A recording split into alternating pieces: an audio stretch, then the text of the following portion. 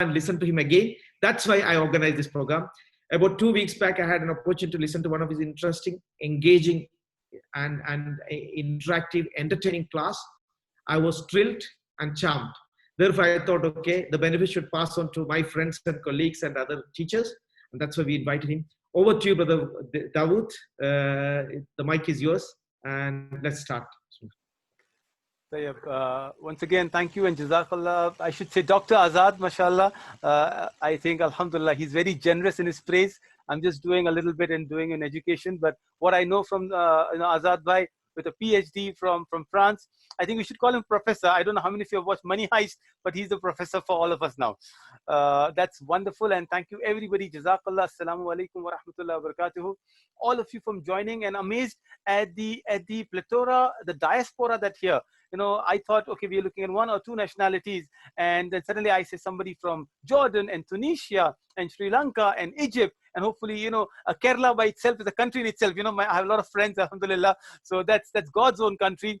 And I'm from Mumbai, and I see a lot of you from Hyderabad. So Jazakallah, everybody, once again, welcome. I hope this course benefits us individually as a parent and as a leader in education. And this is with these hopes and words. I inshallah welcome again all of you, and again Jazakallah to Azad Bhai and his entire family for the trust and all the gracious words he's mentioned about. What we'll be doing is we'll start this journey of what we call the multiple intelligence, and you've come here to listen, to learn something wonderful. It's a program that I was amazed with when the first time I read about Dr. Howard Gardner, and we'll talk about him. And as we go ahead, hopefully you will gather some important skills that you can use to improve yourself, and inshallah the students, that at the end of the day, all of this is of no use if you can't benefit the key stakeholder, which are students. Please do not hesitate to use your chats. I'm seeing such a wonderful audience already, the participation. Keep your mics on mute, inshallah. If there'll be opportunities, we can unmute and speak up. It's a small, wonderful number. We can interact, but I will always be very, very welcoming if you can use your chats, and maybe we'll do the first chat itself right now to know that you all are already there. Let's start with something I love. When you work with children, if you don't like ice cream, I think you should change your profession. Well, this is a small concept that I learned from my teachers. And very interestingly, when you start loving things that the kids love, you start thinking like them. As teachers, as educators, not only as only parents, how much do we engage ourselves in things? It could be, for me, I had a small session the other day where children came and presented what they love collecting. So some had rocks, some had clips, some had stamp collection. And, I showed them my Avengers toys, and all the kids like, who? And they're like, sir, you collect? I said, yeah, that's what I love doing. So, at the end, you start thinking like students and children. And I think I'm very thankful to my daughters who have lended me their room with a condition that I'll tell them a story in the night. So I'm using their room, and it's absolutely, so you're welcome not only to the session, but to my home as well, as you see insights into my daughter's room and how messy it is. So what is multiple intelligence? Remember eating simple ice cream. As I said, you should love ice creams. And when you eat an ice cream, what are the flavors you love? Each one of us could be different. I said, use your chats to tell me what flavors do you like. So go ahead. And I always say, if I get 5 answers, I'll be very proud. If I get 10, I'll be delighted. So go ahead and delight me. Right, there you are. MashaAllah, Stalisha says chocolate. Azad Bhai says, oh, chalk and cheese. Don't worry, brother Azad, we'll do a marriage counseling course also. 2 very different flavors, and absolutely wonderful. Opposite poles attract. So I hope it's a wonderful, wonderful couple out there. A lot of chocolates. All right, there's only butterscotch. Are there no other flavors? Or is the pandemic taken the choice away? Sister Rahmat says vanilla, which I love that. I know, Sister Nazneen, you love all of them, but which one should be the one? It's called Death by Chocolate or Pista. All right, there's a green color one. Go ahead. Pistachio. All right. What else? Can I get a couple of more? So I think there is a participant, a sister from Sri Lanka as well. And I always heard about the durian ice cream or durian the fruit. If you don't know, think of jackfruit or what we call the kathal, and think of it 100 times more smelly. And for the first time, I tasted a durian ice cream, and trust me, I said never ever again. All right, there is an ice cream flavor. I have no idea, Brother Abdul. All right, there is phrase. Perhaps this is a new one. Don't worry, I'm learning as much as we are learning from each other. So great. What did we just learn? we learned about the entire gamut of ice creams. Maybe we will talk about it when we do the picture smart and remember your ice cream flavors. I'll bring the concept of ice cream again, but this is what a multiple intelligence is all about. Ice cream is the common ingredient. I didn't have to tell you, oh, something that is cold, something that is made of milk, something that has to be refrigerated. I didn't have to explain that to you. All I had to tell you is ice cream, and you came and conveyed the different flavors to me. This is the easiest explanation I can talk about multiple intelligence. Multiple intelligence is a concept that everybody is smart. How revolutionary would this idea be? Not probably in the 21st century, but perhaps in the early time of education, when everybody were associated that either you are smart, you are average, or you are Dawood and Azad. Right? So either you are the smart ones, the excellent one, and you're the average ones, or you are the one, and mashallah, one of them goes on to do his PhD. So we would always categorize students as dumb and stupid. And we will already, and this is what happened. Most of us went to schools where if you're on the last bencher, probably you're no good. Unfortunately, this started coming into students, and students believe in what you say, which is why the choice of words you use, my friends, is very, very important. Sisters and brothers, wherever you are, be very careful. You have no idea. You can build a self-esteem and you can destroy a self-esteem with the choice of words. So what Dr. Howard Gardner came up with is the idea that smartness is a choice. The only difference is you could be smart in different fields. So here's a small category, not even a long category, a category of what is your intelligence type. It could be the choice of books to read. If you choose to read the book, it is not just the books. What books do you read will define your intelligence. It could be the destinations you travel to. So, if you choose to go to Paris, I know it is someone who's doing with a lot of tourism or shopping. But if you choose to go to somewhere, say in the Kruger National Park in South Africa, you are already a naturalist learner. We'll talk about these learners as we go ahead. The sports you choose, the food you like to eat or cook, the listening part of it, it could be music, it could be podcast, it could be the rhythm, it could be the nasheed, it could be the Quran, anything that you choose to listen, and then, or the people you like to meet, each of them defines your personality, and that personality is what we call the multiple intelligence. So what Dr. Gardner came up with, he came up with 8 basic intelligences. Don't worry, we're not going to learn them as 1, 2, 3. Hopefully during the course of our session, you will come to know each of these, and then we'll do some tests, we'll do some assignments. By involving ourselves in the games we play, we will learn about these intelligences. So this is what the entire session will look like. The 5 pointers of what we're going to learn in the next 4 weeks. First, we'll define multiple intelligence, we just did, but we'll keep talking about the intelligence pizza, as in the 8 intelligence, the 8 slices. Which slice would you like more? Which slice do you like less? And you can have multiple, as in you can have 1 or 2 or 3 intelligences in a same person. Hopefully, we'll take a lot of examples. We'll do some assignments. As I said, we'll do engaging classes with these things. And then how do we integrate all of these in our curriculum? Very importantly, at the end of it, if you can become a better mother, a better teacher, a better person by knowing the intelligences, it'll help you in the great thing. And then what kind of intelligence do you have is the 5 expectations we will go ahead with. Are you all with me? Some of you raised the hand. Any questions, any suggestions? Am I going too fast? Am I going too slow? I'll keep looking at your chats for all the feedback. Right. So this is the kind of intelligence we're talking about. I'll keep going out to all of them. Today, because we just begin with the intelligence, we are going to do 2 very simple things. We're going to talk about what multiple intelligence is all about. Most of you, if you've done B.Ed, if you've done some basic course, you would know about these intelligences. You would have heard about it, not necessarily implementing it, but somewhere we've learned about these. But then we'll also look at one intelligence, which is what we call the mother intelligence. So when I talk about mother intelligence, let me give you an example. All right, everything, it evolves from something. So what are the mother emotions? Can anybody tell me what are the mother emotions? Or let me start an easier one. What are the mother colors? Or what we call in a different language, primary colors. Can anybody mention primary colors? Go ahead, don't worry. Remember, it's all about smartness. All right, I got blue. All right, so sister says you pick up. Azad Bhai said you pick up, brother. I'm going to give you Vibgyor, all the colors. That's fair enough. All right, I got yellow, blue, and red. Interesting, interesting. What else? White, wonderful. Fair enough. Red, blue, and yellow. You know, there is a research which says if you wait 30 seconds more, the answer response is 70% more. And that is a great rule I've implemented. The moment I stop and I don't give you the answer, look at all the answers I'm getting. And the best people who will remember the answers are the one who give wrong answers. I remember being in Kuwait one time, and I was asked to give a khutbah, and I had no idea how the acoustic worked. You know, when you're in Mumbai and your masjid is what your eyes can see, and suddenly you come to this massive, huge, you know, infrastructure with domes as big, the what do you call it? The chandeliers that are like, you know, it can illuminate an entire city, and the carpet and the Bose speakers, and I forgot my basic Surah Ala. I completely forgot. Trust me, nobody remembers, but every time I think of the incident or perhaps visit the city, I do not forget it. So remember, wrong answers help you. The wrong answer is the seed of growth.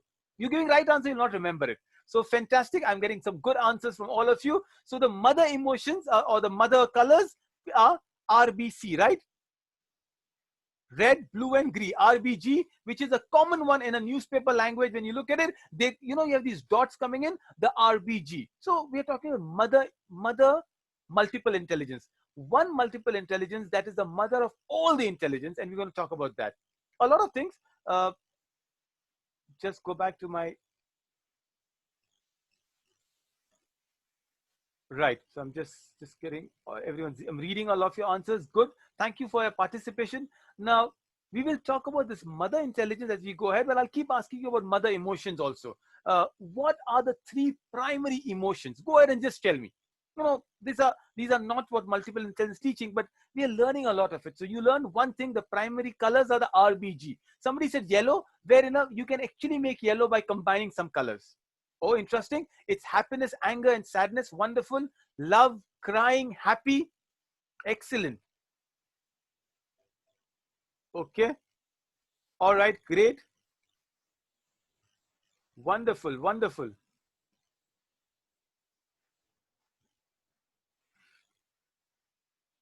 Good. Good. Thank you so much. You know, these are what we'll keep talking about it. I've just written down the three primary emotions. You all wrote all, for example, somebody said anger. Anger is, why do you get angry at your kid? You get angry because you love your child and you're worried about them. Worry, another emotion, comes because you're afraid of something and you might have lost hope about it. So the three primary emotions are love, fear, and hope. We will talk about them in some other sessions. But why am I talking about it? Is you build up your intelligences around it. You know, one of my favorite scholars, Imam Ibn al-Qayyim al-Jawzi, he's called Tabib al-Qalb. He's called doctor of the heart. And he says, you know, there's another hadith of Rasulullah sallallahu alaihi wasallam which says the heart of a believer is moving between raja wa khawf, between fear and hope. These are your emotions. You know, your fear can make you do things, even motivation will not make you do. And then there's hope. You know, if there's no hope, there's no life. In between them is love, hope.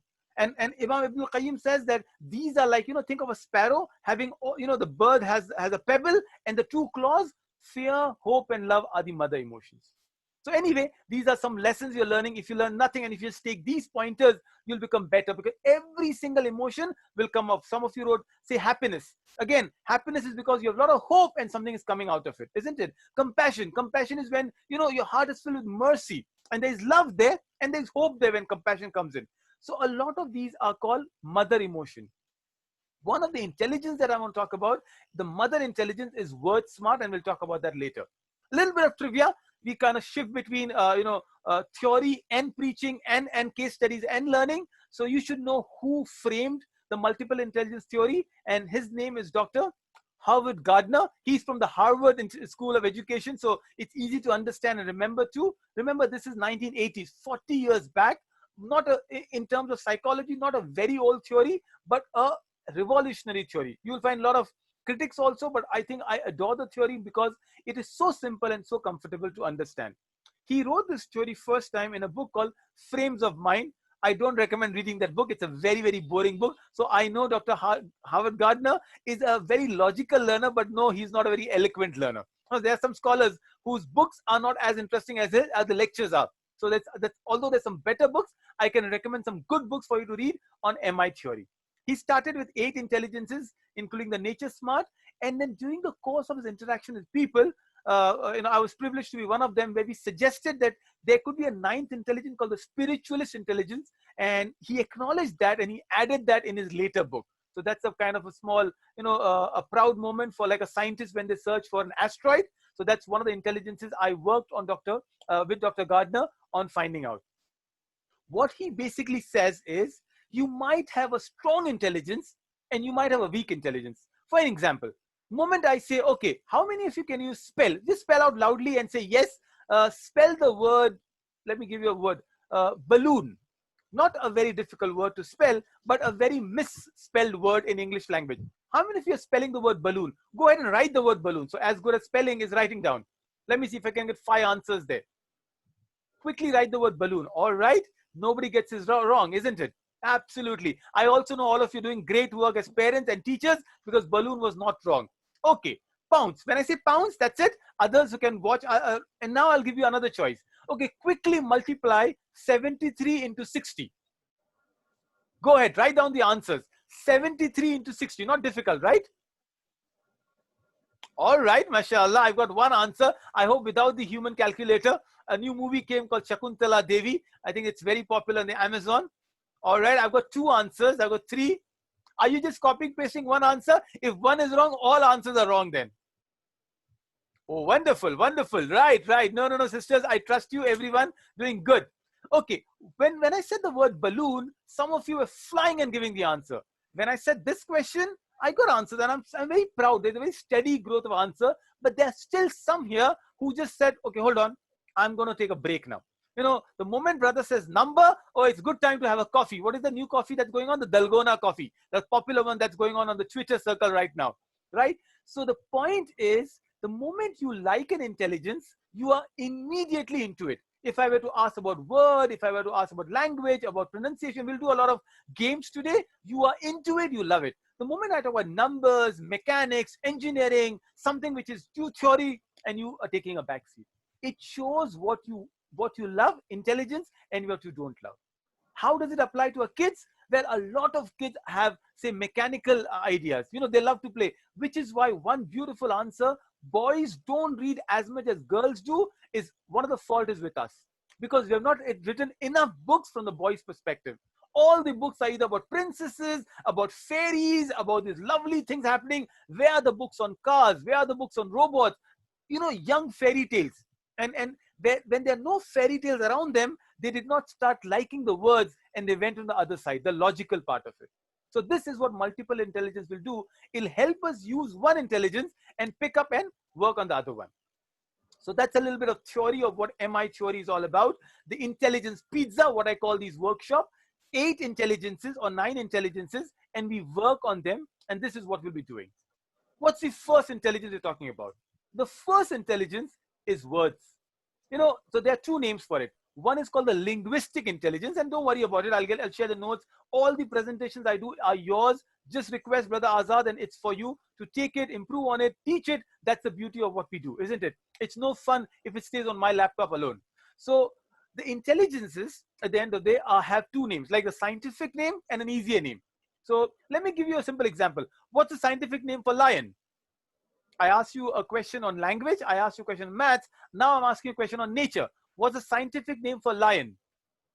And we'll have some fun talking about it in People Smart as well. No one here? So I don't see a lot of naturalists out there. All right, let me quickly ask you something else. If I know the audience, and if no disrespect to any one of you, what's the national animal? What's your favorite bird? What's your favorite bird? Go ahead and tell me quickly on the chat. So I don't see a lot of naturalist people here. So what's your favorite bird? All right, I get eagles and parrot. Oh, Shaheen. All those who love Allama Iqbal would love Shaheen, the eagle or the falcon. I get peacock out there. Okay, wonderful. Right. Absolutely fantastic. So the idea that we're talking about, okay, is the fact that some of you would love to talk about animals. Some of you would only love to, I have a friend who says the only birds I love are the birds that come on the roasted barbecues, right? So, the fact that we are talking about is we are looking at the intelligences from what we prefer. So if you prefer these birds, hopefully you're not going to keep them, in a cage. But that's what words are. So the linguistic intelligence is all about words. And then I'll write down the word for you, or maybe you can type it. It's the linguistic intelligence, the scientific word. And then we have the word smart. So an easy name is, are you a word smart? And today, this is the mother intelligence. Remember the mother emotions we spoke about? Intelligence that is the mother intelligence. It's all across. And this is something that's pivotal for a child's growth and learning. Today, if you do LinkedIn courses, and if you don't know the language command, you perhaps are not doing good enough. There's a sub-intelligence called the people smart, which is equally important, and we'll hopefully cover it in some of the next episodes, next sessions as we talk about. Right. The number of languages in the world, which is what the intelligence is all about, are over 6,000 languages. Can you imagine? 6,000 is a huge number. So let's make it easier for us. What are the top 6 languages in the world? Again, you can use your chat and let me know what, according to you, are the top 6 languages, or just give me top 2 languages. That's enough. Give me top 2 languages. All right, I get English, fair enough. English, French, and Arabic, wonderful. Give me the top 1 intelligence now. What's in your mind? Let's take it from there. Right? French, okay. So I know somebody from Tunisia. So all right, there's one person who mentioned something that is absolutely correct, and the rest of you are a little off mark. So you're right. So what's the language that is spoken in China? By the way, it's not Chinese. It is, I ask this question all the time. What do the Chinese eat and what do the Chinese speak? What do the Chinese eat and what do the Chinese speak? Thank you so much. They don't speak Chinese. They speak Mandarin. And what do they eat? What do they eat, by the way? China is not a top favored country in India right now. We're having some border issues and of course for the COVID-19. But what do they eat? Yes, sister, thank you so much. If they eat food, but tell me what food? Right, there we are. So stereotyping ourselves, isn't it? No. Absolutely. Thank you so much. They eat rice. They don't eat Chinese, and definitely noodles is favorite, but the core, the staple food of China is rice. So remember that Chinese don't speak Chinese and don't eat Chinese. That's what we do. So the top 6 languages in the world, let me give you. The first one is Chinese. The second one, and some of you did mention that, of course, the language that is common, that's the business language of the world, the language that you and I speak so often. Before that, even I missed one, is the conquest language, the long language of conquest. The Spanish were the first people to reach out to South America. And you see Mexico, so many of them speak Spanish. That's the second most language in the world. Trust me, sometimes we think we are living in an elite world. English comes a distant second. From China and Spain, we learn about English. What are the other 3 languages? Let's see if you have got them right. All right, there you are. Arabic as the 4th language, and rather the only living divine language, very relevant, unlike Hebrew, unlike a lot of languages that it's amazing. We'll speak about these languages in a People Smart Learners. And then it's Hindi, right? Simply because India and China have enough people to speak that language. So there you are. No, then the Dutch, you see, they are a popular language. Indonesia speaks a lot of Dutch, but not enough. Give me one more language that you will be surprised. It is a popular language especially in the subcontinent. So I'm giving you a hint out there. What language am I talking about? All right, German. I would love for anyone to love German. German is an amazing language. A lot of literature, history is in language. Swahili. I would love Swahili to come in. It's a great African language, but not so many people speaking. Tamil, yes, another language spoken extensively in Malaysia, in Indonesia, that part of the world. Singapore, also in the Gulf. Russian, good enough. Pashto, wow. Interestingly, I didn't get the right answer yet. I am enjoying your conversation. Sag Urdu, oh, fair enough. Yes, absolutely, but not quite, not quite. So the answer should amaze you, and you're going back learning something absolutely wonderful. Oh, how I wish it should be Malayalam, but it is not. It is Bengali. You see, India has a lot of Bengali speakers, right? And so is Bangladesh. So that's another. So these are the top 6 languages in the world, according to the World Language Institute, and these are the most spoken languages. Well, an interesting side point on Malayalam, I reached, almost this 15 years back when I went to Gulf, hoping I love and learn a lot of Arabic. What I ended up learning was a lot of Malayalam, not Arabic. And I was talking to a friend of mine, if Allah had not chosen Arabic as his language of the Quran, he would have definitely chosen Malayalam.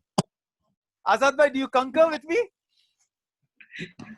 I salute you. Right there. So what happens is language bonds people. Language communicates your ideas, your feelings. And interestingly, we humans are the only people, the only species capable of having multiple languages.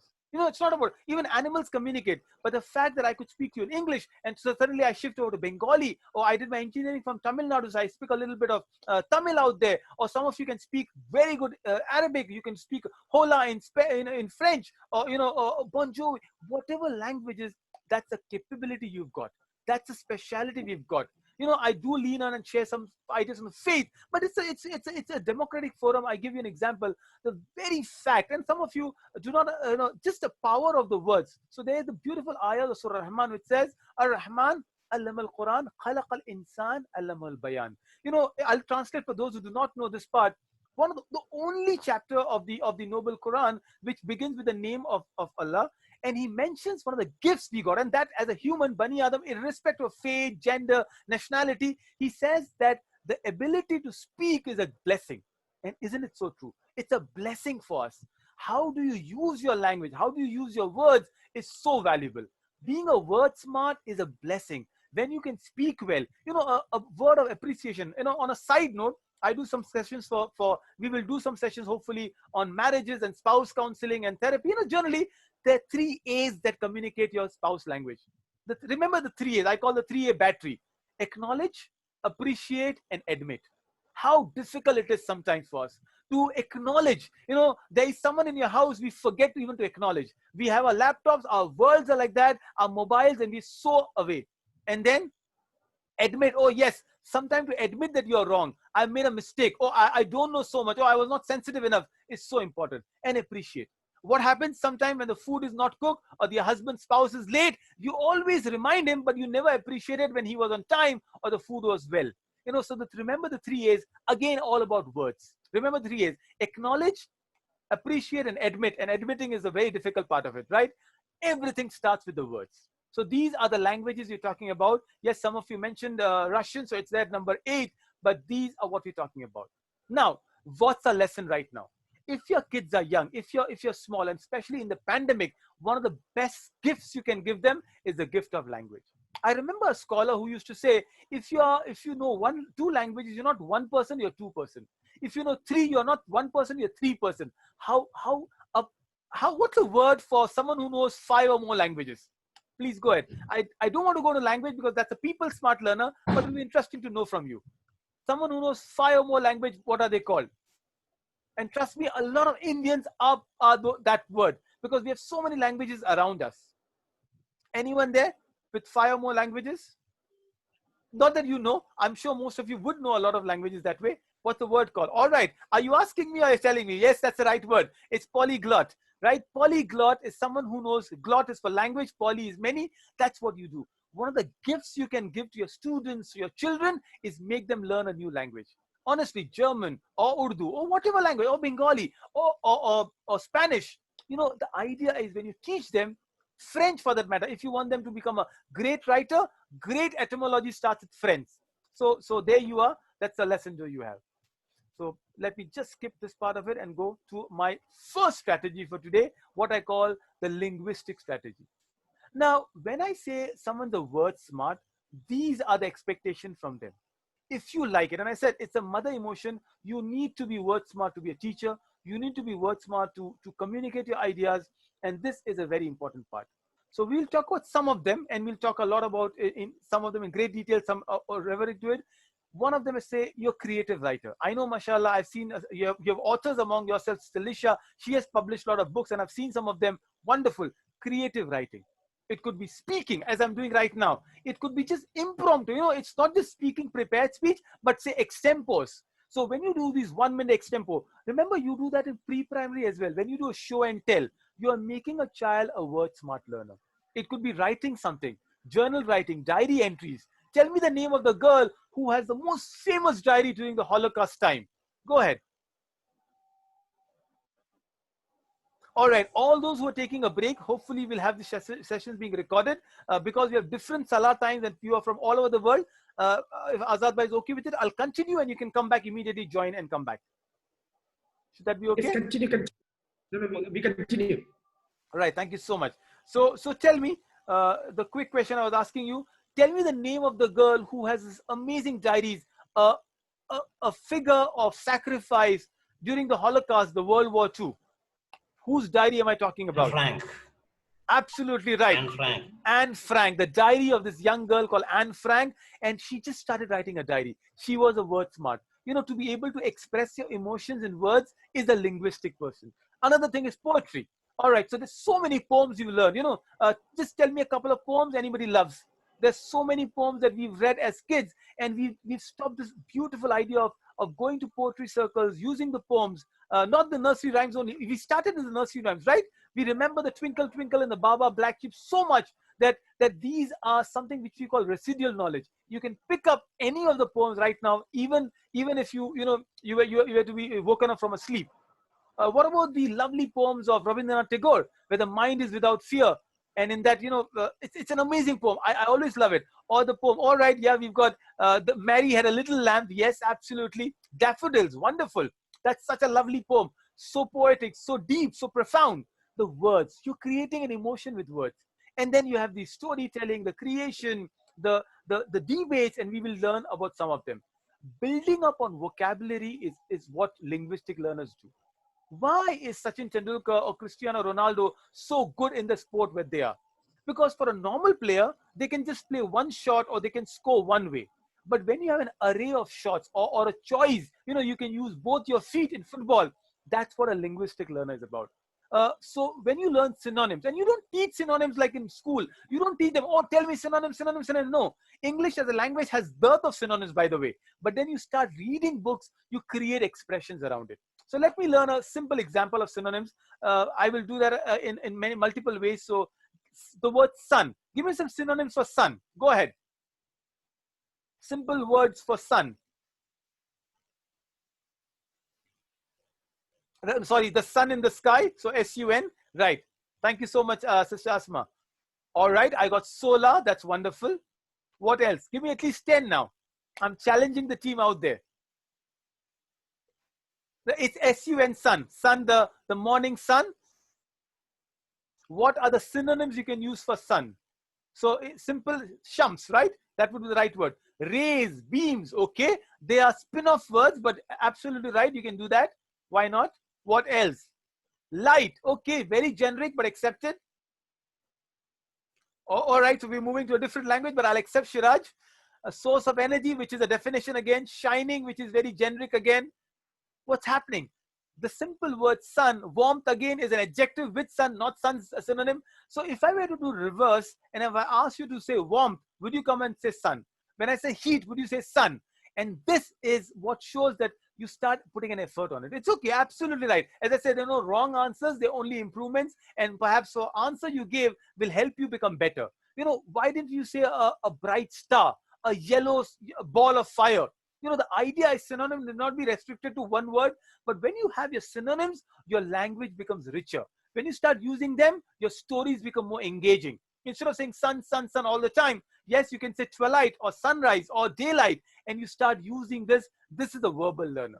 This is what we say to become a great strategist. All right, we've got some games out there for you, and this is the best games I can make out in the pandemic and online Zoom class.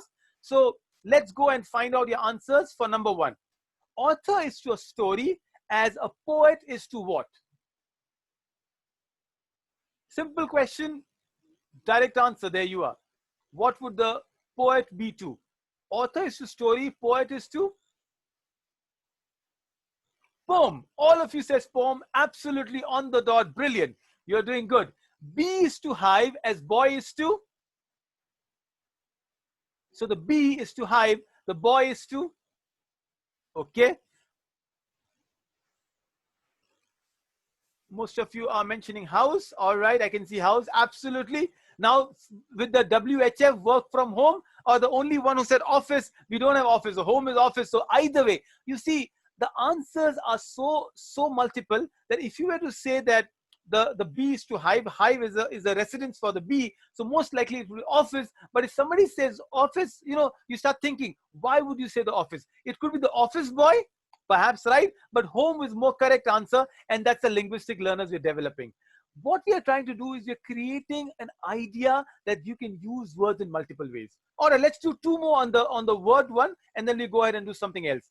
Buy is to sell, a stand is to, oh, this is interesting. Okay, I get sit. Is the only thing is sit? What else could it be? Buy, sell, opposite. Stand, yes, I like the word lean. I like the word run. All of them, yes, it could be salesman. I am interested in salesman. You know, I wish you could actually explain what you said of salesman, but none of them are wrong answers.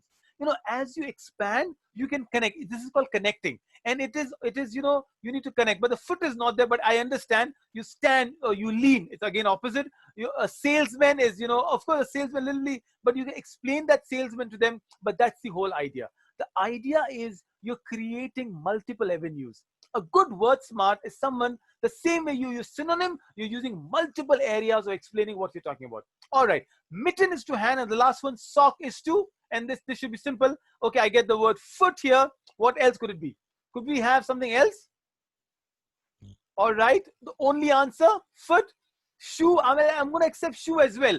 And this is the beauty of it, that you must accept multiple answers. Sometimes we become so rigid, there are no black and white answers. It's a lot of shades of gray that we talk about. And this is what a word smart will also teach us. Okay, remember this game we played? And these are just this explanation of multiple games you can play. The idea is you can play so many games with your students. Do not be restricted. When you make a lesson, remember we always start with what we call the circle time. These could be your circle time. Simple word. You put a photo of the sun. You say, okay, what are the words you can form out of it? What are the different levels? You know, as before the world of WhatsApp, this is one of the areas we used to play a lot of games, isn't it? That how many words can you make from Superman? And Super and Man is already done. Go ahead and make something else from it. Go ahead. You know, the idea is an engaging class is something that makes students active. Hopefully you are, you know, we're just making simple ones. All right, I get the word up. All right, that's something amazing. I got the word manure or main. Wonderful. Name, map, lovely, lovely. Suddenly I'm seeing, all right, there's a word called pen. You can choose any words, and these are all outdated games that we used to play. You know, something like name, place, animal thing. I don't know if you know that, but those are games still are relevant, and all you have to do as a teacher is use them. Thank you so much for the words I'm getting in. All right, so I'll not give you another word, education. I can do that, but here is something you can do. You know, when you have a real class, perhaps, or even an online class, you can ask the student to bring a dictionary. And then you can open up dictionary. You know, who can open the word first? You know, let's use the word Orient. All right, and a word which is difficult. Yeah, if I were to teach you Orient means, which is Oriental, which is classical, which is from China, you will get bored. But if I play a game with a dictionary, said, all right, open your dictionary, and who can go to the word Orient first? And the kids are like busy. They're not even looking at you. They're not interested in what you're saying. And they're going to the word Orient. And it's ma'am, me. And suddenly everyone's shouting.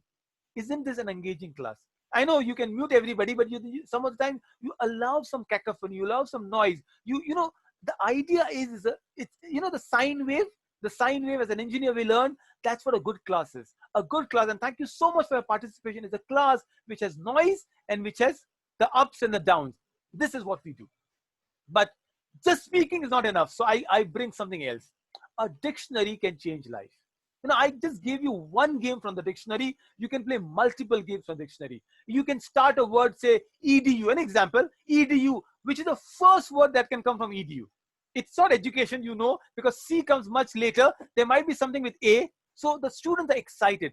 Dictionary games are a brilliant way to engage a word smart learner or those who don't enjoy words. You can play a dictionary game in your home with your kids. It can be a dictionary game is a multi-level game. You can play a dictionary game with a 5-year-old and a 15-year-old, provided the 15-year-old still listens to you. So we'll do a session on teenage, but that's a different area. This man, Malcolm X, he says, dictionary changed my life. And I'll tell you what happened. Before Malcolm X became the Malcolm X, you know, before he joined Nation of Islam, Malcolm X was a drug addict. Malcolm X was into an alleyway where most of the black Afro-Americans would grow up. You know, he would do everything. He would fall in crime. He would steal. He had guns with him. And ultimately, he was caught. And when Malcolm X was caught, he was in prison. And an entire decade before he became the Malik Shaban, the Malcolm X, we know him, the great orator, the great philosopher, the great, activist for Black rights movement. He spent a decade, some people say 7 years, I don't know exactly, but between 7 to 10 years incarcerated in a jail. And in the jail, he had two options. All of us in life have two options. An option called either we have dead time or we have alive time. In the pandemic, I've seen people, the life has stopped. I said, no, this is perhaps the best thing that has happened to you. If you can't grow in pandemic, if you can't learn in pandemic, if you can't read in pandemic, it's not the lack of time, it's the lack of willpower. I repeat, if you have not read 5 books in this pandemic, it's not the lack of time, it's the lack of willpower, isn't it? So Malcolm X chose to have a lifetime, not dead time.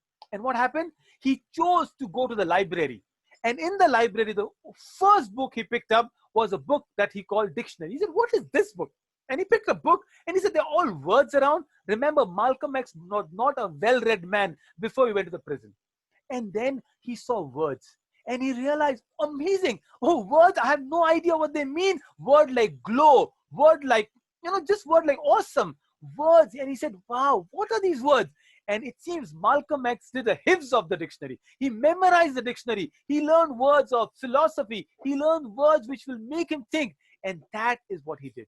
Imagine somebody who makes dictionary as his mentor and teacher. And this is what I'm talking about. A dictionary can change people's life. And this is what we're talking about.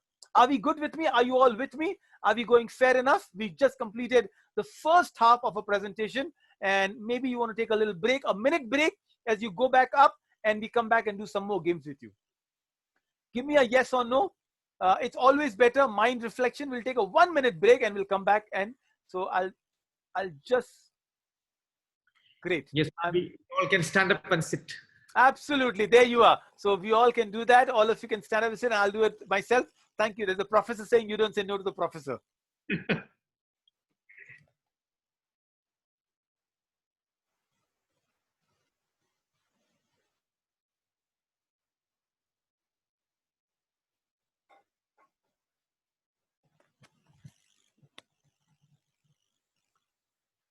Tayyib. I hope we're going good and we're learning. Azad bhai, we're going good. Mashallah, can we continue? Alhamdulillah. Yes, please. Right. We will take questions, or if there are any, inshallah, at the end of the session would be for the entire duration of an hour. So hopefully you are with me on that. Some more games, and we'll come to, these are 2 hard games I put, as hard and not so hard, with the kind of linguistic learners I see here. Fine. All you have to do is you see a game here and you can make these games. And I'll tell you where do I borrow these games from, right? Make a 4-letter word from here. If you can make only 2, it's great. If you make 3, it's excellent. If you make 4, outstanding. So Sister Asma has already made the word cube, C-U-B-E, absolutely fine. I can say juice, but J-U-I should be there. It's okay, it's a good attempt. Just is a good word. Just, bus, cute, wonderful. I'm getting good 4-letter words already. So now here is what you need to do. Right, thank you so much, but you do not listen to the entire rule around, isn't it you? What you need to do is you need to use all the letters to make the word. Now we are in a different position, right? Okay, you did some great, right? Using the words here, you made it. Can you make a word using all the letters? Like the J in the middle and all the other letters, can you do that? Go ahead. Won't that be interesting to hear that from you? Remember, 30 seconds rule. So I'm going to allow a teacher and a student to understand. Oh, wonderful. What an amazing answer I already got from Sister Hashira. Hashira, ma'am, thank you so much. As a teacher, that's the choice I had. I didn't say you have to start with J, but absolutely brilliant. So that's the word I got from her. And this is excellent that I'm getting some great responses. And, as a quiz master, I do a lot of quizzes and I love doing that. So what I love doing, the best answers are the ones that they come from the students or from the participants. So subject was the answer she gave me. And here are your answers. You gave me far more than I asked for. You gave me all the words, but the key word, the subject, congratulations to you. Brilliant, brilliant. Now, where do I get this from? Is it difficult? Do I have to buy a book? Do I have to go online? There's a newspaper in India that we get called the Mumbai Mirror. Most of you are aware of it. In Mumbai, it's at the back page. Most of our newspapers, my news starts from the back page, the sports page. Every day they have a puzzle like that. Every single day. All you do is pick it up. I just ordered a crossword puzzle book for my daughter because she is a linguist learner, my eldest one, definitely not my middle one. So the idea is you build up on something. For the middle one, I bought a Rubik cube. I ordered a Rubik cube this time. Every learner is different. Your own kids will have different learning styles. Your own kids, your own, you and your spouse will have different learning style. So acknowledge it and then you use that. So if I use words to teach my elder daughter, she will learn better. If I use cubes and science and chemistry for my younger one, she will learn better. So the idea is you know the intelligence and you work on it. Brilliant. So, these are something you can push them. Imagine if you're taking one class every day, and you use this one anagram every day, how much of the vocabulary is increasing. They look at the words and they're like, oh, the words are moving ahead. Like the numbers would move in our next session. Right. The last one on this particular exercise, I call it the alpha triangle. You start with one letter and you have to use the same letter and the next letter and the letter and the letter. So example, what's a vitamin that comes to your mind? The first letter of vitamin. Vitamin A, B, C, D. There can be many vitamins. What's the letter? All right. So all of you say C. Some of you say A. I don't know. Let's accept it. So I'm going to accept vitamin A and C and D, each one. Official communication. What? Now you have to use DAC. One of the words, one of the letters you use, and tell me official connection would be what? Official communication. The acronym can stand for which two letters now? Form a small acronym with official communication. AD, okay? What else can come? What about cheat? Any word that comes with AD and cheat, as in cheating, someone who's a cheater, what's a word that you can form from it? I'm pushing you. If I give you first one, the whole thing will flow so easily for you. So I'm going to give you the first one. CAD is a common one. All right. Now the vitamin here is vitamin C. Official communication, then it will be OC, right? OC as in the official communication. So what's the word for the cheat now? What's the word for the cheat? Go ahead, try it out. The word for cheat would be someone who is a dash man. The artist, we use the word for them, dash artist. I gave you the word con artist, right? Absolutely, con man and con artist. So now you get the word. Now using CON, make a foot so, something that is, on your foot. It is tough, something that grows. You should have CON and one more letter. I think, you have to figure out, it'll take some time. This, as I said, the level of intensity of teaching, we started the easy one, the words, all right, cone, brilliant. Disdain now. Now use the word disdain. You rearrange the word cone and put another letter and make a word again. And now, I can see some of the linguistic word smart learners out there. Don't worry, nothing goes wrong. You're still learning. Okay, I'll give you a hint now. Use the word S and disdain. S and CONE. Some word that can come there. I don't know. All right, scone. Wonderful. Scone. That's the word. The right spelling would be SCORN. Scone. Now the fruits of an oak tree. What would that be? You add the word A around with it. All right, wonderful. There you are, mashallah. We have our author leading the way. Akron. And finally, a coloring item. Remember, I'm going to end everything with something that connects with education, but that's what my field is. All right, you will get it now. All you have to put is a word Y somewhere. MashaAllah, Sister Aisha, Sister Rasina, brilliant, brilliant. I got all the answers from you. I did not have to help you at all. I'm so proud. So there are the C's that you got, and you got all your words there. This is called the alpha triangle. You build up on small intelligence, small words, and you pick it up. It's not easy, but the more you do the games, the better it becomes. And all of them are, if I just look at Mumbai Mirror, go Google it, or just do alpha triangle, you'll get hundreds of these. And if you enjoy it, you start working on it. Let's take a detour. Let's take a detour from all the words, and because at the end of the day, what are words? Words, you connect them and they become sentences. You connect sentences, they become paragraphs. You connect paragraphs, they become essays. At the end of it, it's all about communication. On a small side note, let me quickly do, because I see the great responses. How many alphabets in English? Quickly, please tell me. How many alphabets in English? Some of you know that I'm smiling, and you know that I know you will fault. Absolutely. Thank you for all the wrong answers. Keep telling me how wrong you are. How many alphabets in English? And you told me 26. And you know you're wrong. Tell me the answer again now. Oh no, we're not doing it. 7, we come down. Good. I'm getting 21, 26, 28. Absolutely wonderful. We've got one alphabet in English. One. Alphabet is a set of letters, right? Is a set of letters. Sometimes I see a lot of language teachers make the mistake. Very experienced one. Okay, what's the alphabet you've chosen? I said, alphabet? No, you don't choose alphabet. You choose letters. I'm so proud that you learned something new. That's all about it.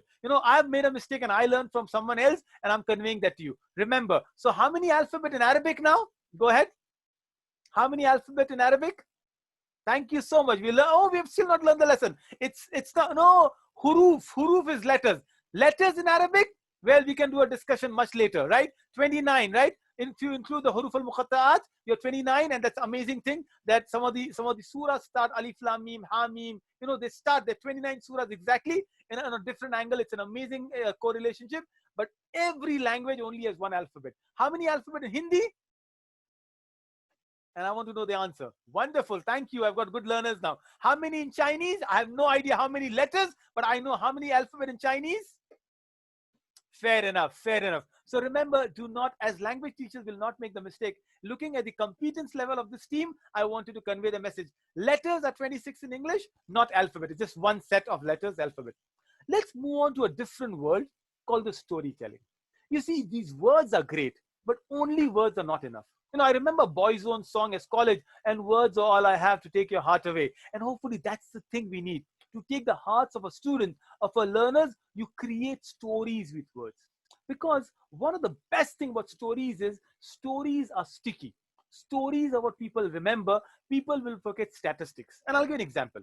If I were to tell you that you see in Mumbai, and as I'm talking, there's huge rains out there, it's cyclone and thunder, and traffic, and it was huge traffic jam. 29 cars, had a huge car crash, and then there were engine blasts, and the cars were. And I told you all the statistics. I say the number of cars, the traffic jam is for 4 hours and people cannot move, thousands of cars on the road. And you say, okay.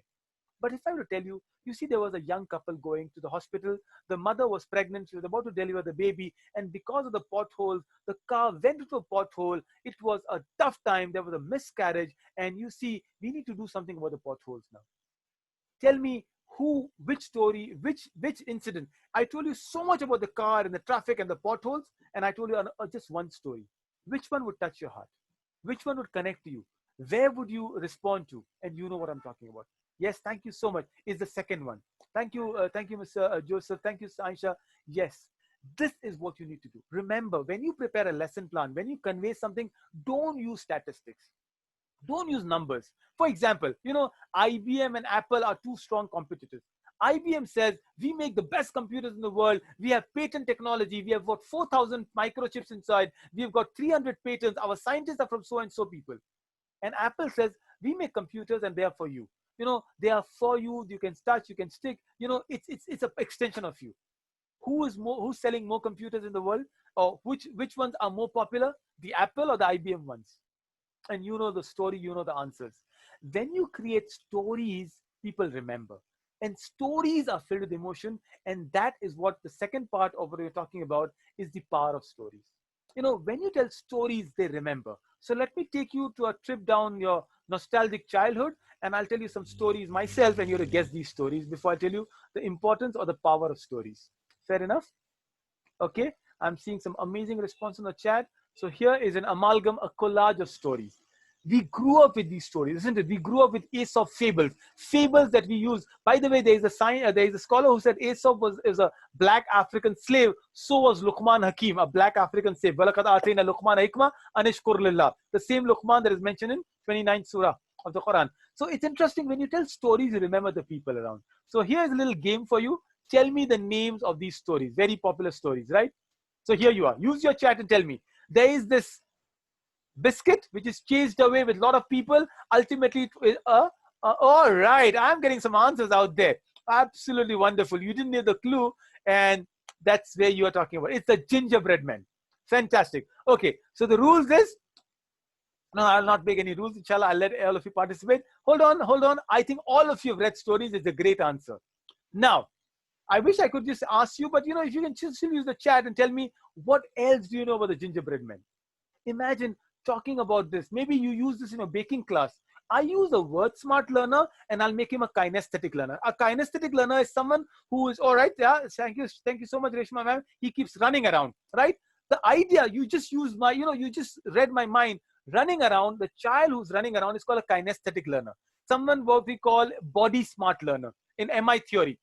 You use this story and you convey that you could be great. But if you don't sit down, well, look at this little gingerbread man. He was eaten by a fox. So you should be smart. Don't get hurt when you run around. You convey messages very subtly using stories. All right, let me go ahead and tell me some more stories. Okay, there are some goats out there who want to eat grasses and they decide to cross a bridge. What story am I talking about? All right. So the hints out there for you. Absolutely wonderful. Fantastic. So now for both these sisters, Salisha and Sireshma, hold on to your next story or give me a private answer and I'll let others do it. It's what we do in the class also, right? So first two answers, whatever who gave the first two answers, I will put them on a backbencher for the next question. It is absolutely correct. The 3 billy goat gruff. Wonderful. You know, I love the way you answered, Salisha, with like exact annotation as the full answer. I would only say goats, but there you are. I just finished Bakrid, so I know that's what's playing in my mind, but the answers are absolutely correct. Let me go down to something else. So remember the first two answers, don't get a chance in the eye.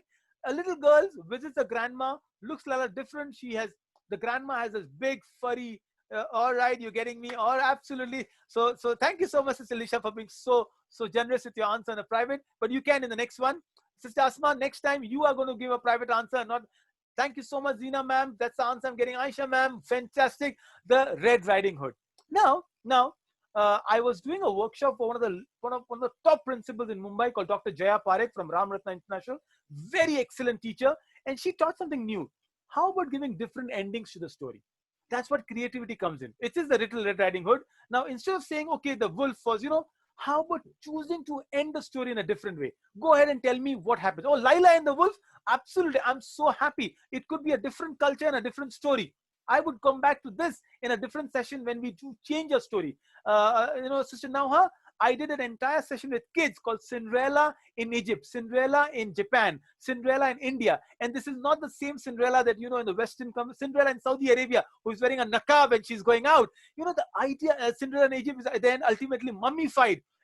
We had lovely time. The kids were rolling on the floor because it was so much fun. The Japanese Cinderella is wearing a kimono. The idea is you change the setting of the story and the story becomes fun. There you are, the same story in Arabic, but now imagine if the Red Riding Hood is wearing an orange dress, what happens? And everything changes. So I'm asking you to tell me a different ending to the story.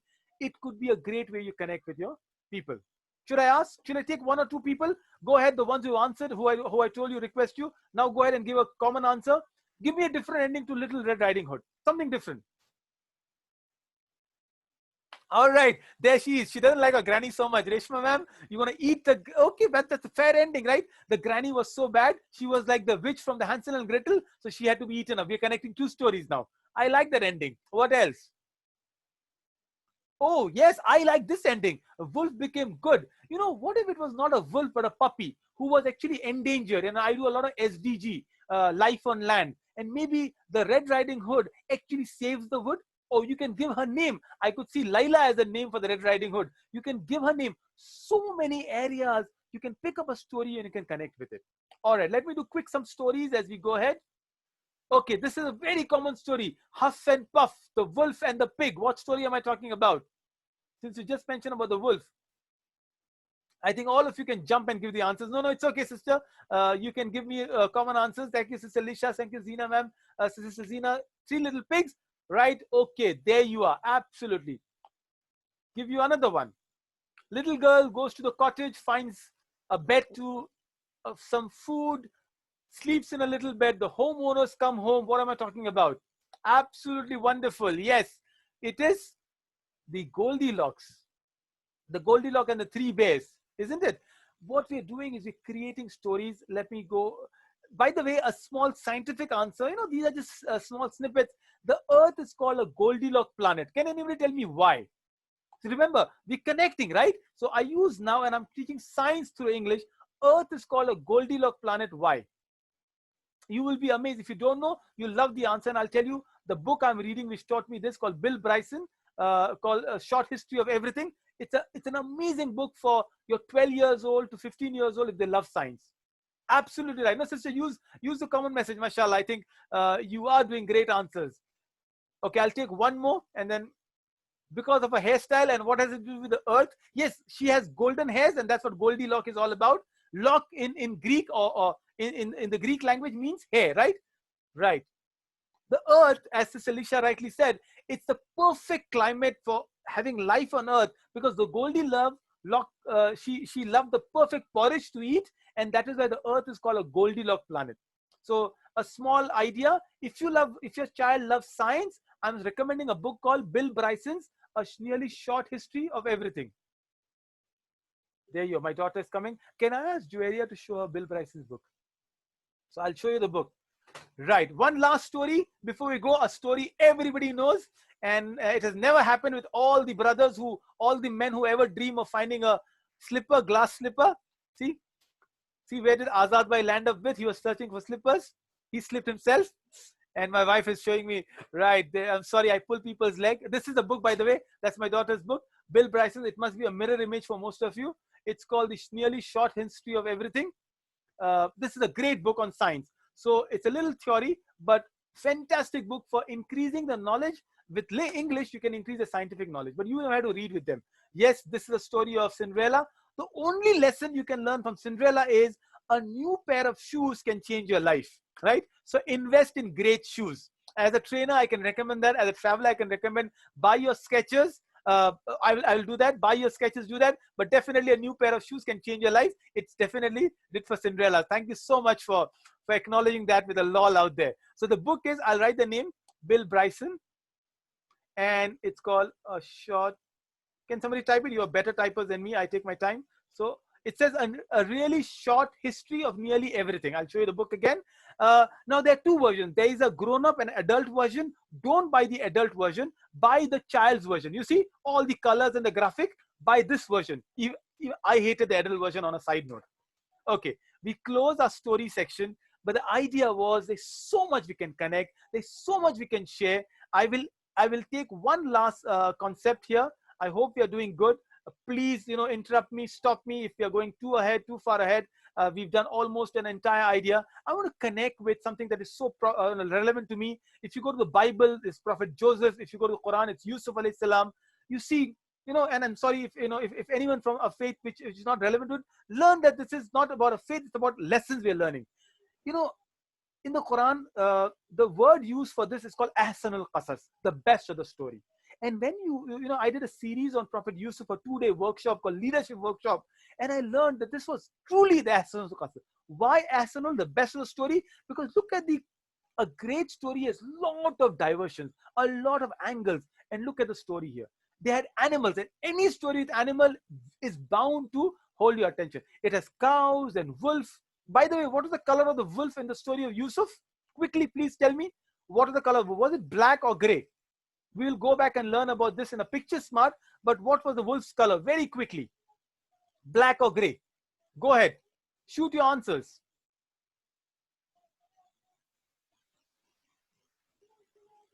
Anybody Googling or checking? Why I'm not getting any answers anymore? All right, thank you. Can I get 5? As I always say, 5 answers and I move ahead. What's the color of the wolf? Black or gray? All right, I've got 2 grays and 1 black. I need 2 more. Let's see what the vote says. Black. All right. Okay, I'll give you a minute to think about it. Give me just 1 minute and I'll come back to you. I'll inform my kids. I'll join them later. Hello? Hello?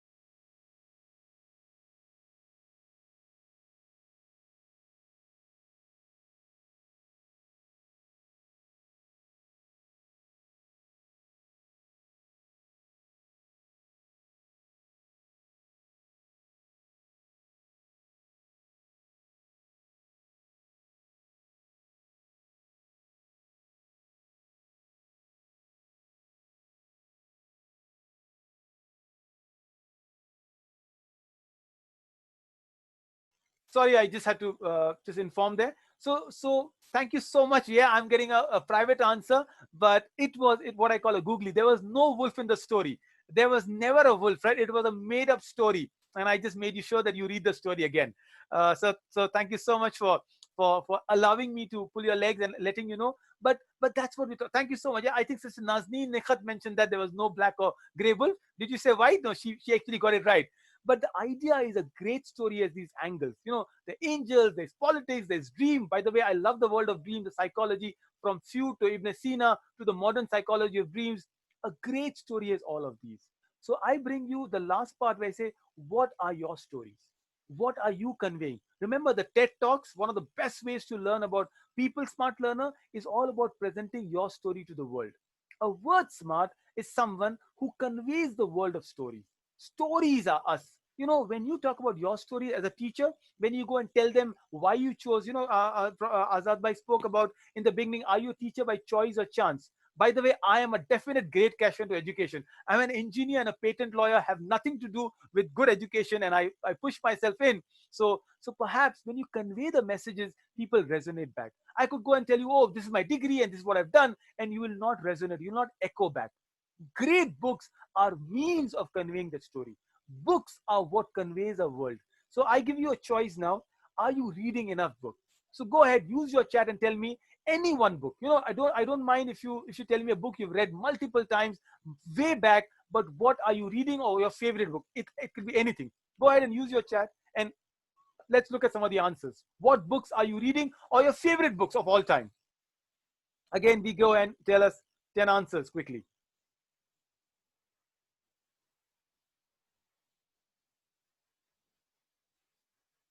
Go ahead. I'll give you a minute again to write.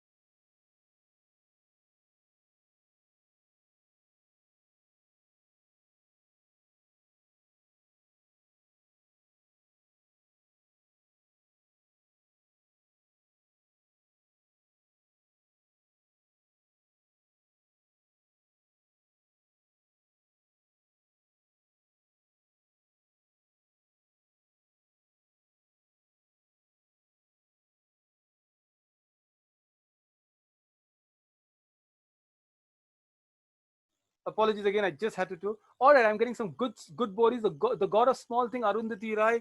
Uh, Tuesdays with Maury, an excellent book. Again, I think Mitchell Mitch. Great. Angela Duckworth, Don't Be Sad. Sheikh Arifi, one of the better books I've read. Old Man and the CEO, Ernest Hemingway. I'm seeing some amazing lessons out there. Ibn al-Qayyim al-Jawzi, I said my favorite author. You should read some of his other books, also brilliant. Adventures of Huckleberry Finn, oh, wonderful. Outliers, Malcolm Gladwell. I'm amazed at the choice of books that you have. And there's some really great books. What's happening is, okay, stars in the prophet orbit. I don't know about that book. Please tell us more. You know, as much as you are teaching me, you know, I'm learning and I'm learning from you. This is what happens. You know, when you convey your love for books in your home, the Thousand Splendid Suns, who does not like this one? It's a beautiful book again. And the idea, this is Joseph Campbell. And of course, you know, if you know Mindset or Dr. Carol Dweck, I would love those kind of books. Seal Nectar, Safiur Rahman, Mubarak Puri. Look at the book choices you have. Imagine if you convey this to your students. The fact that you're doing that, people love it. I always remember saying that if you buy books and keep it at home, there is a great book called The Black Swan by Nassim Talib. He uses the concept called anti-library. He said, is buying books bad? And then a lot of us say, just if you buy books for posterity. In the pandemic, there is a Twitter hashtag that's going on. People have a lot of vanity thing. So they have this whole, I have no choice but to show my the bunk bed of my daughters, but they have the entire bookshelf behind. And there's a hashtag going on, and people are making fun, and they're like, you know, it's fun to know all these things. But if you have a lot of books and if you spread them around, trust me, your kids will pick up. Do you have a reading time in your house? If you want to develop the habit, develop it young, but you will have to sit and down and read with them. One of the best moments I have with my children, my daughters, is me, my wife, all of us, we have a dedicated time before sleeping, we all read. And this is what you develop about. Trust me, reading is a joy, but it will not come naturally. In the world of WhatsApps and pings and messages, reading has become an endangered concept. The word smarts know how powerful it is and use it. So before I end, of course, this is one reading that all kids love. And if you are sure what you're teaching them, if you can convey messages to them, this is a story of rag to riches. A lady who was a divorcee, a single mother, whose books were unpublished, who were thrown out, ultimately became the richest woman. Can authors become rich? Look at her. What am I talking about? Who am I talking about? Any fans out here who can see the symbol and say, oh, brother, I know who this is. Daud sir, that is what I'm to go ahead, tell me. And as you say, it's a choice. I don't say that you don't read this or you don't read this. Thank you so much. Yeah, she is J.K. Rowling and she created a world. A lot of people come and say, what are the alternatives? If I don't want J.K. Rowling, I said, choose the inner book. There's Horrid Henry, another great book. Geronimo Stilton, Bill Bryson, I just told about. Choices are there. We need to pick up. There is a great series called Rotten History series. You can choose any book. Percy, the idea is, what are you reading about? As I said, I promised you to leave the presentation and some of the slides you have. These are some great books I collected, which are great books for teachers to read. And as educators, I recommend, please make sure you read some books on education itself. Some of you mentioned Mindset. I was so happy with it. So just common books, not necessarily you should read all of them, but these are some of the books I recommend. So I end this with some suggestions on what we can do, what ideas we can have to be a word smart. So here you are. If you're into writing, you can choose to write a blog or a journal, and some of the blogs have gone on to become great books. But this is what you do. Start writing small articles on LinkedIn or on WhatsApp, on Facebook. And if you are into it, my sister, who loves to write articles, because anytime she's very emotional, I say, go ahead, Fatima, and she will write a small article and she'll send across. And then I'll edit it. I'll give her a title. But that's a creative habit. That's a lovely habit for a word smart. Read what interests you. And especially I say, there's no harm in reading a recipe book. There's no harm in reading an auto journal. The idea is reading. It's not about what you read. You can choose your genres. You can choose your categories. It doesn't matter. But reading is important. Finally, choose a library. As I said, the anti-library of Nassim Taleb. Find a book circle. Join a book circle. Goodreads is great. Read reviews. Go online. But the idea is, when you read collectively, it's even more fun than reading individually. As in, you challenge a student. There is a concept we've used in my school called readathon. As in a marathon, there's a readathon where you read so much collectively and you challenge that, okay, have you finished 3,000 pages or 200 books together in the year? And it's fun when you put challenges across. And finally, yes, make a list of your all-time best books. And that's the only assignment I'm going to give you. Each one of you here, please send us, all of us, one list of your all-time favorite 5 books. That's all I want. It could be animal book. It could be Tintin and Archie's, and I don't mind it. It could be self-help and biographies, but what you mentioned, each one of you, not less than 5, not more than 5. You can borrow, you can take ideas. The books you have not read is also fine. At even the books you wish to read, it's okay. But this is the only assignment I'm going to give you. So if somebody can copy. And final idea is play games. So these are how you become word smart. They're great games. One is called Apple to Apple, a lovely game. Scrabble, you have Funglish. Some of the games I can pick up and show you, some I don't have. But there are many games. Just go to Amazon, just go to Google and say games for words. And you will find all these games. And this is what we're doing on the Word Smart. Thank you so much. I always try to be, not exceed my time. I hope it was good enough, all of you. We started on 6:15. We ended a little 15 minutes up for the first session. But we have some questions. We'll take them. You can email. Brother Azad is the key here. So be nice and kind to him, and he'll make sure that all your questions reach me. Thank you so much, everybody, for such presence and such participation. Lovely. On that, we can take some questions. Azad bhai, over to you. Jazakallah. Thank you so much. Thank you so much. Thank you so much for giving an engaging and interesting, and thought-provoking lesson. Not only we learned, we contributed as students and participated. So thank you so much. Before I take the questions, I will be putting a feedback form on the link. So if you want, can you fill before leaving the session? I've put this on the chat. And so please fill those forms. so that we can make the next session better if needed and also accommodate your thoughts. Straight to the questions, you can unmute and ask, or you can ask on chat, and our respected speaker will respond to you. Again, today, what he did was he has given, not only he practiced what he is preaching, he engaged all of us as students, he as a teacher, and also what I could take is that his challenge was for us to change from our comfort zones to be word smart, so that we can pass that light to our students when we teach. With this, open for questions. Please feel free to ask questions either through the mic or through the chat. Thank you.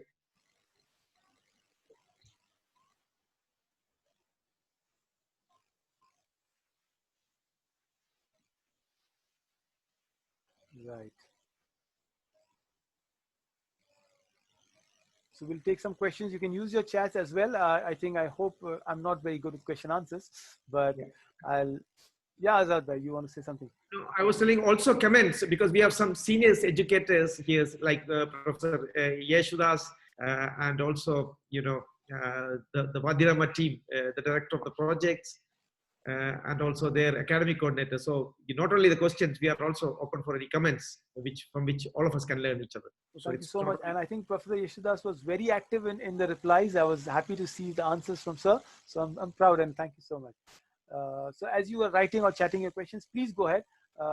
Remember, no question is a wrong question or a difficult, not worthy question. It's just how it leads to answers. Next week, at the same time, we're going to do 2 learner types. Today we just did 1, word smart. We're going to do picture smart and number smart. So that's colors and maths. Next week, I'll request you to just grab a pen and a pencil and sit. We have something. Don't worry, I'll not make you do maths calculations, but we'll definitely do something interesting and fun.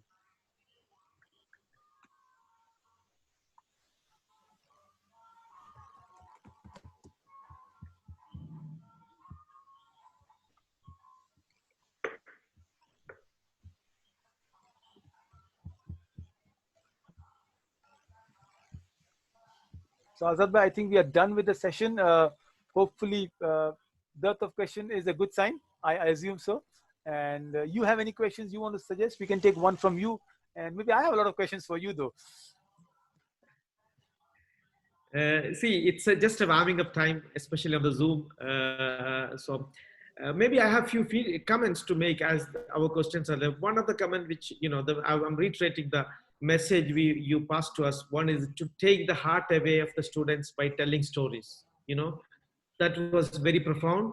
When we connect heart to heart with our students by telling stories, they become more active learners. And another thing which I also thought, in the age of WhatsApp and the social media, reading does not come naturally. We need to create a reading culture. That was, another thing which I took as and tomorrow morning I'm going to order more books and get started on my reading journey. So I'm moved. Please, you wanted to make some comments. Can I answer this? Sir, yes, please. Yeah. Thank you so much. It was really engaging. That's what I liked most about your presentation, and I thank Dr. Azad. We are going through a difficult time. That's not the point that I would like to make.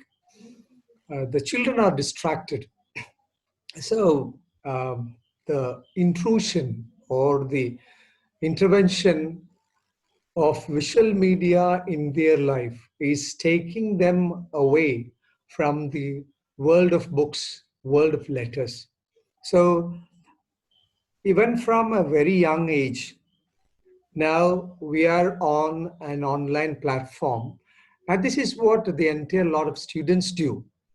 And this is definitely taking them away further. And maybe students don't have access to books unless we provide them online. And back in Kerala, you must be aware of it. People don't go to bookshops and buy books. And the only source was newspapers and sports pages, as you said it correctly.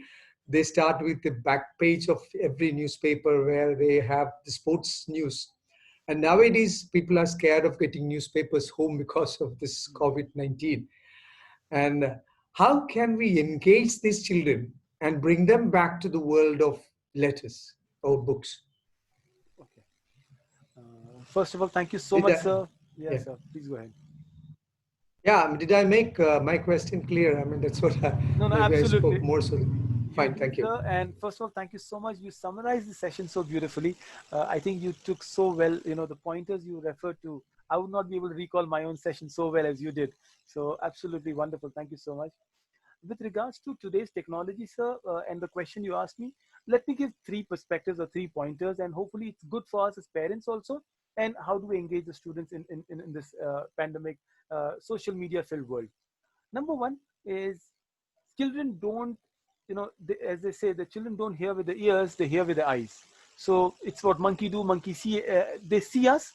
So honestly, the onus is so much on us that if they see us with my mobile phone in my hand or my sitting on a laptop, it is bound for them that they want something similar. So as teachers and parents, a little bit of lifestyle change is very required from our end. I'm not saying change your lifestyle completely, but do that you're reading a book and showing a joy of reading a book will eventually, the osmosis will happen, the transfer will happen, that they will love doing it. Number two, a sub point of this is they should have a choice of what to read also. So investing in book is some of the best investments we can make. If you're fortunate to have a library nearby, that's wonderful. Otherwise, thanks to Amazon, we can still order some of the books that we've got. And creating a small WhatsApp group of people nearby, I've done that. So when I finish reading a book, I pass them to some of my daughter's friend, and then they give their books to us. So each books are expensive, and we try to minimalize the expense of reading. Say if 10 of us are there, we actually have 10 books with us. At least it takes me through the journey of not necessarily 10 months, but at least 10-20 weeks around it. So number two, with regards to technology, very importantly is online reading is not bad unless it's a little directed reading. What I'm talking about is, today I say that with not to the children for sure, because they're going to catch on to it, but to parents, do not be worried about online world. Our mobiles are enabled with a blue screen which will not damage your eyes. A lot of us have this conception that too much of mobile damages your eyes. I tell the students, no, it will not. In 20-30 years back, our parents used to say too much of TV will damage the eyes. My eyes, I have my glasses not because of this, but because of reading in a bus late night. So, in fact, it is strange. 100 years back, people would say if you read too much, it'll damage your eyes. You see, the world has evolved. The only thing is, I say to the students, if you see something or play too much of PUBG and Fortnite, it'll not damage your eyes, it'll damage your mind. Being a mindset coach, right? So what we do is we give them good literature. We tell them read online, read blogs, it's okay, but make sure you read something. Even if they start reading something which is a journal or a blog, it's fair enough. Third thing is what we call the zone of proximity. If I have my mobile next to me, which I do for my time as a clock, we stop wearing watches in pandemic, you are bound to pick up and check every now and then. One of the best things we can do is to not keep the time you don't want a mobile phone. Let's say when you're cooking, when you're eating, or when you're reading something, or you're with your kids, put a mobile far away on a silent phone. Trust me, there's no phone call or no WhatsApp message that's going to come that's going to change your life if you don't watch it, or if you watch it after 1 hour. It's called zone of proximity. It's a psychological thing. Keep your mobile away from you the time you don't want to pick up. Trust me, it works. So yes, thank you so much, Professor, that what you told me is we try these techniques, and then it's the onus is on us, and the children will pick up the cues we give them. Thank you so much, sir, for the question. And there's a comment, Kindle, yes, any kind of device, good enough to read, but I'm the old school, so I'll still prefer my hardbound books I can smell. Thank you. I have a question. Assalamu alaikum. Walaikum salam. Go ahead. Sir, I'm Nazneen. Is it necessary for children to create reading habit, or making them watching moral stories from mobile or computer or TV? Right. Which one will be the best? Okay, so this is a question which says that what's the choice? Do I give them junk food, which is also healthy and tasty, or do I give them good salad, right? Yeah. So but you're right. I like the question. It's helping me also. Sometimes I also love watching movies and Netflix shows. I do reviews of movies on Netflix. If you wanted, we'll do a session. In Picture Smart, we'll come to that. But what is happening is when you watch something, The point about watching is it does not give you time to reflect. You see, today's animation are not in seconds and nanoseconds. They move so fast. The graphics are so fast. That is why it is called engaging. It is engaging because everything is so fast. You have no time to think, right? But when I just watched Gemini Man, Will Smith, one of my favorite actors, I love these because he played Muhammad Ali, and I wanted to follow what he does. But it does not make you think. A book, on the other hand, is so dry, it's so slow, it's so boring. It creates imagination. You become creative when you read a book. So it's okay. So what we do with our children, we say you can watch a series if it's adaptation, but you have to read the book. So we finish reading the Narnia, and then the fun of seeing the book, after seeing the book, when we watch it, it was amazing. Or what is it's a series of unfortunate event. If you're on Netflix, another brilliant book, a series of unfortunate event is into a series, or Anne with a E. So these are some of the adaptations of the book. But if you read the book and you tell them you can watch it, it's wonderful. Another series is Roald Dahl. Great movies, Charlie and the Chocolate Factory, BFG, so many. But when you read the book, it's more fun. So hope you get the answer, sister. Yeah, I have one question. I'm Mohammed Amin. I'm from Calicut, and I'm teaching higher secondary students. The situation now in the schools are two things students never like. One is advising them. Second is telling them good things, like something motivating them. These are two things which they never like. But if you talk something about football or comics, something, they are very interested. What's the solution for you for this situation? I mean, give me a minute. I'll show you. I want to show you something. Yeah. Okay.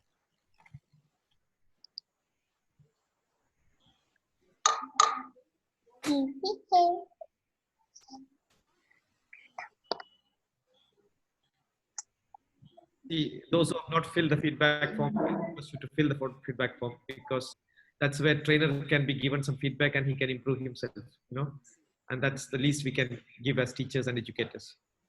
Okay, thank you.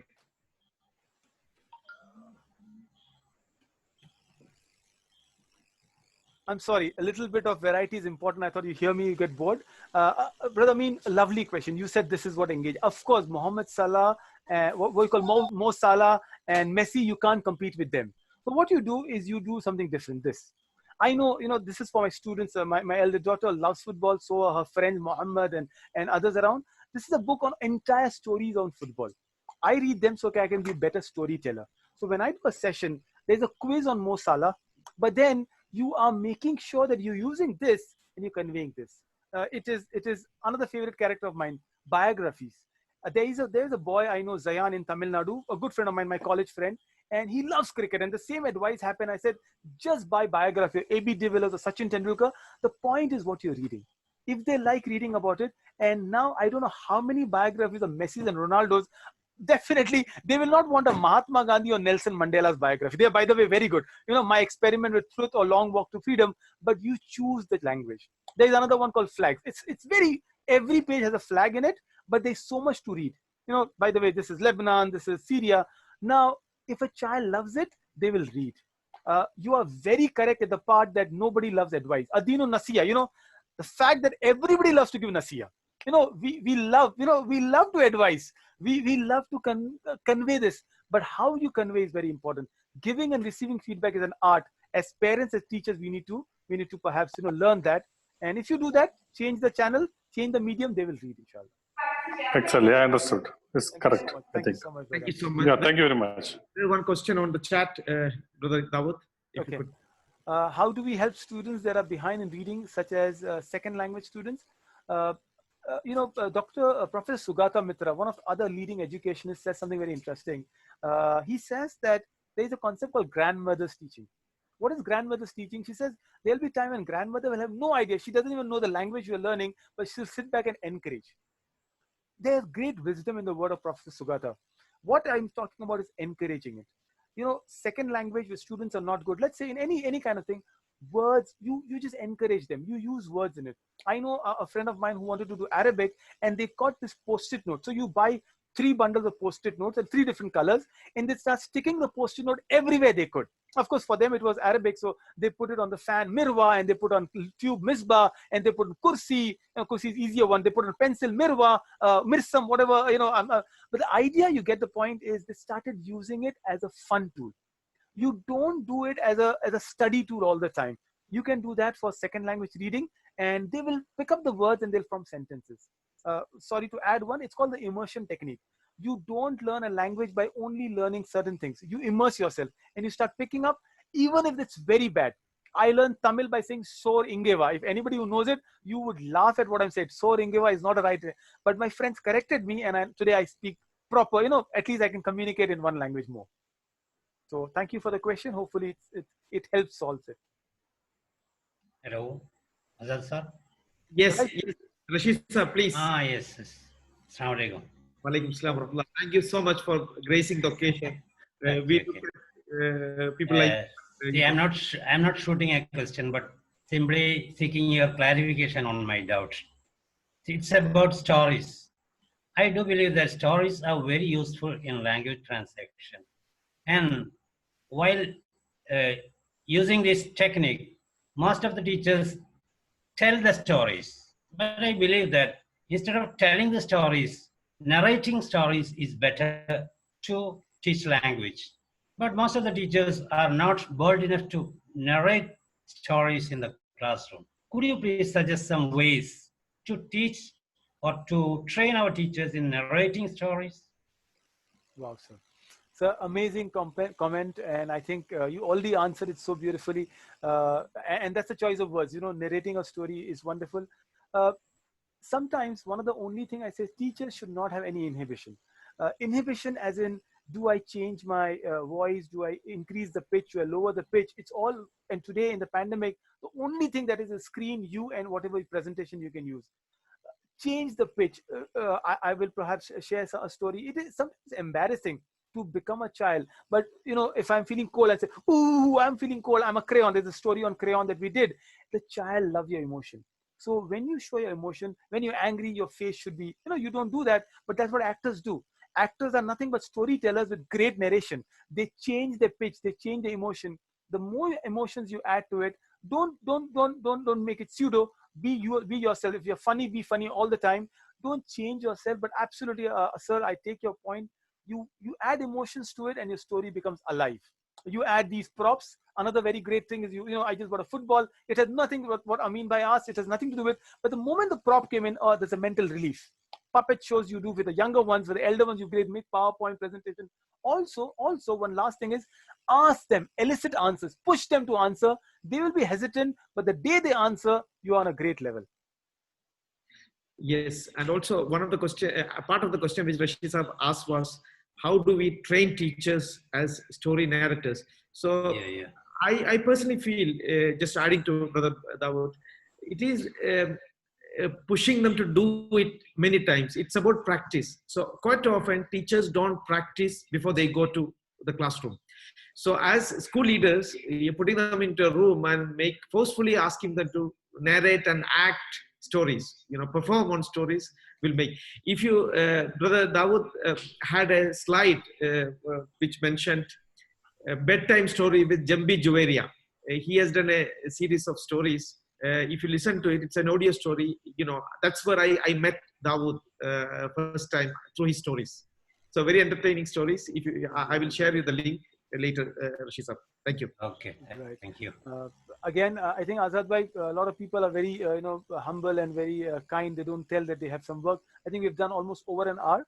So we will take all the questions on the chat, and I think I'll leave to you if you want to close the session. So thank you so much, all of you, for attending. We will formally end the session within the time. We are about 10 minutes more, though we started a little late. So next week we'll follow the same time, about 1 hour lesson and 15 to 20 minutes question answer, because we feel that question answers really help clarifying and learning from each other, comments, etc. So I thank you, each one of you, and also Brother Dawood, for taking time and preparing for the session well in advance and giving us an interesting, session on this multiple intelligence. We have covered part of it today, and the remaining will be covered next 3 sessions, inshallah. Thank you so much, everybody. And I want to give Brother Dawood the last word and then end the meeting. My last word is thank you so much for the amazing participation. It is beyond the expectation I had. So I'm looking forward to next Monday. Jazakallah Azad Bhai for the trust and always kind with words. Alhamdulillah. Azad Bhai is a word smart learner. That's what I know now. Thank you so much. Right. Everybody, Assalamu alaikum. And If whichever part of the world anybody you're in. wants to interact, maybe brother, you can stay for 5 minutes if somebody wanted to interact. and Oh, ask yes, a I am there. I am there. Yes, yes. Officially, thank you so much. I am always going. Don't worry. We have time for dinner in India now. question. Because I believe this interact question answer really helps in No, many. that's absolutely possible. And so 5 more minutes we'll be here, then we'll enter the session. Right, right. Can I ask you something? Like, I mentioned this. Yes, sir. Do you have now? We had a series of meetings with the parents of our school, where they are really concerned about their emotional well-being, and reading is something which can ventilate most of their anxieties and stress. So now we are not able to reach out, and here people don't have the habit of ordering books through online and getting it, or they don't invest money on that. So are you aware of some links or somewhere where the children can access this online thing, except this the other platforms what you get through Amazon? They're all paid version. If you yeah, have, yeah. I'll make it very simple. Okay, right, See, right. free version of digital books. So there are a couple of them. I think during the pandemic, Oxford opened up its online reading for free. Can I just check back the links and confirm if they're still free and they're available? Yes, there are some really good links available. Okay, thank you. I will share with Brother Azad and he can forward it to you. Thank you so much. Okay, thank you. Okay. Thank you.